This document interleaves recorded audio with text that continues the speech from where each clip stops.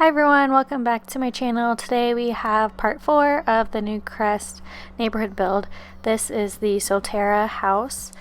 It ends up being, I believe, 5 bedrooms and 3 bathrooms and around 82K. It is on the 30 by 20 lot.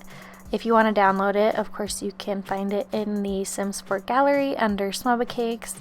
But anyway, looking at this build, the roof was actually probably one of the easiest out of the other 3 that I have done. I didn't have a lot of trouble kind of figuring out where I wanted to put everything. The only thing that I had trouble with, I guess, was like the little window up there and deciding whether or not I wanted it to be just that small little window up top. And then another thing I had trouble with was figuring out what I wanted over the archway leading to the front door.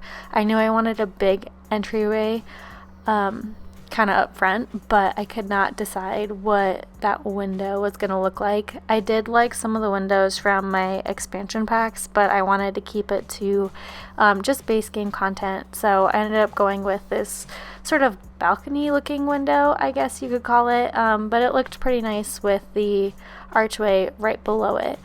And then this house does have a pretty large front porch. I ended up not connecting it, but of course if you want to just delete a wall kind of in that front entryway to lead to the porch, you can, like if you want to put little chairs or benches or whatever there.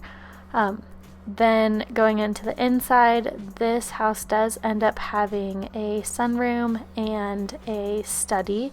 So it's pretty large. That's why it's fairly expensive compared to the others, because it does have a lot of rooms and it does have some extra rooms. And then it comes with a pretty large upstairs loft, which is nice for like skills building, painting. If your siblings like to work out or whatever, you can put some stuff up in that loft.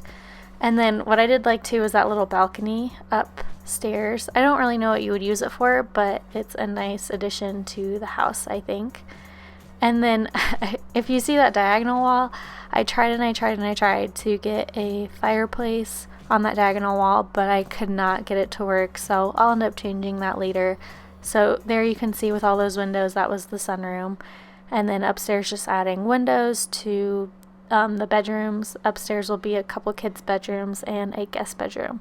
I did end up adding a brick accent wall to the kitchen, and then I started off with a half wall there to separate it, but later on I'll change that to a full height wall. And then this kitchen does come with a larger island, and I went with darker appliances, so it's like a darker stove, darker refrigerator.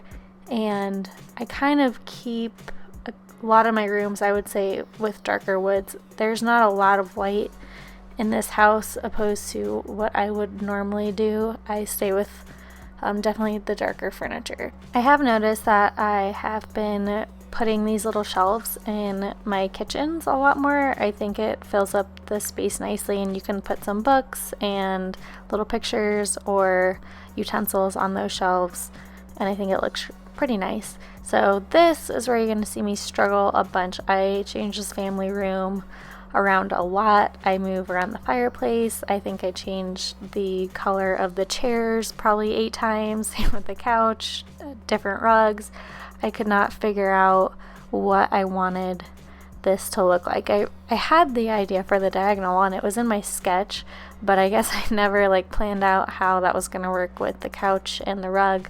So I got rid of that and just put it on this outer wall here. So I really wanted to do a kind of dark blue accent in this room, so I tried to use that rug, but I could not find the right couch. You can see I tried green as well, but I think I eventually just end up going with tan, which is kind of my go-to. I need to work on getting away from the tan, but I think it ended up fitting nicely. And I think I do go back later and add a blue accent wall so it's not so neutral, I guess. But I'm just going to add some things to fill up the wall space in there, because there does end up being a lot of wall space when I took out that diagonal wall. And then you can see I got rid of that half wall and put in a full-length wall, just adding some little decorations around. Well, I have the decorations up. And then when I go back to the dining room, you can see that I added a brick accent wall, so it kind of flows with the kitchen, kind of, I don't know, replicating that same theme. So some of you may have heard in an earlier video that I had made that I was going to Texas for a couple days. So I went, came back. I did get a lot of ideas for new houses. I'm actually going to be working on a series called Arrow Creek, and it's based on some of the houses that I saw in Texas, because they are very different. They use a lot of brick, a lot of stone. I actually was a huge weirdo, and I took pictures of people's houses just for inspiration. I really liked the colors from the houses and the porches. They're beautiful. So I was like, I'm not going to remember this if I don't take pictures. So I took some pictures. I've done some sketches. So hopefully after I finish this Newcrest build series, I'll start working on the Arrow Creek series. That'll kind of be my next big one. I think it'll probably have about 4 houses in it, but I am excited for that. This bedroom, I thought actually looked pretty nice. So the colors fit well. I'll keep that in mind, I think, for later builds. I liked the blue and the tan.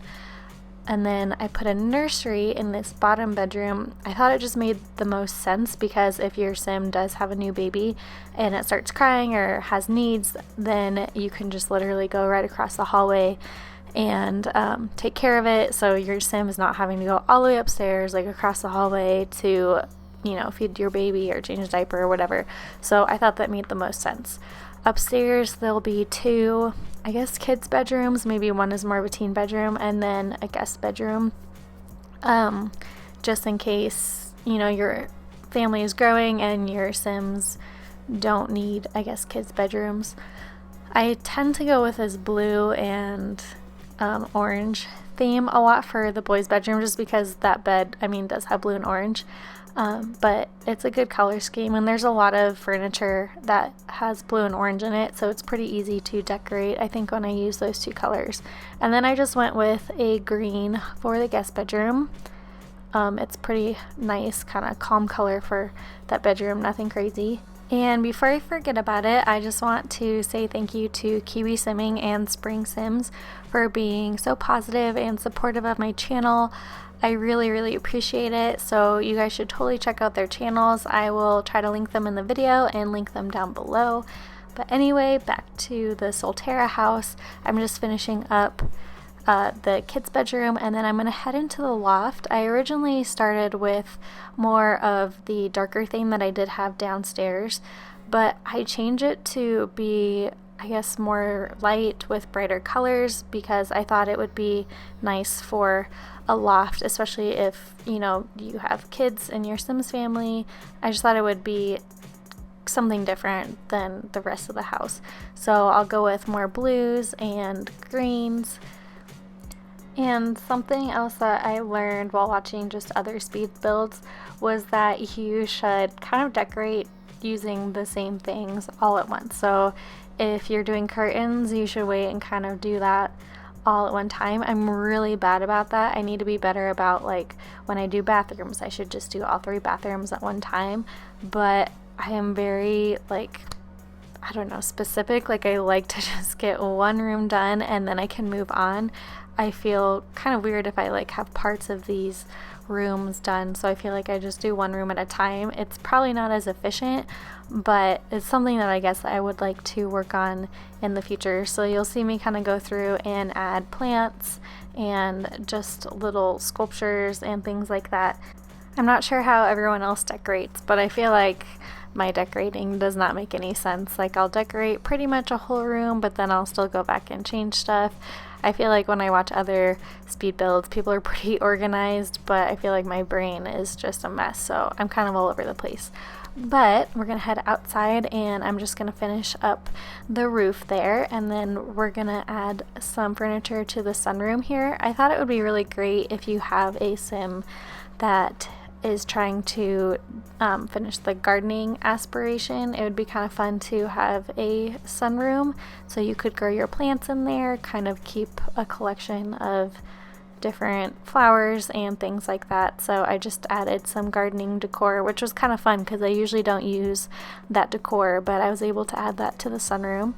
This house does have a small porch, and then I'm going to go back and add some big trees to fill up the space back there. There probably would be room for a pool, probably a smaller one, but you could fit it in there. And then I'm just going to add some simple landscaping. I don't do any rocks or anything like that. I'm just going to stick with some smaller trees and smaller flowers and things like that to fill up the space up front. I'll also add a couple little lights, and then of course the mailbox up front. And then in the back I'm going to add a little picnic bench and some flowers to fill up that large green space. So here is the finished Soltera house. As always, you can download it in the Sims 4 gallery under smubuhcakes. And if you have any questions or comments, please put them down below. And thank you for watching.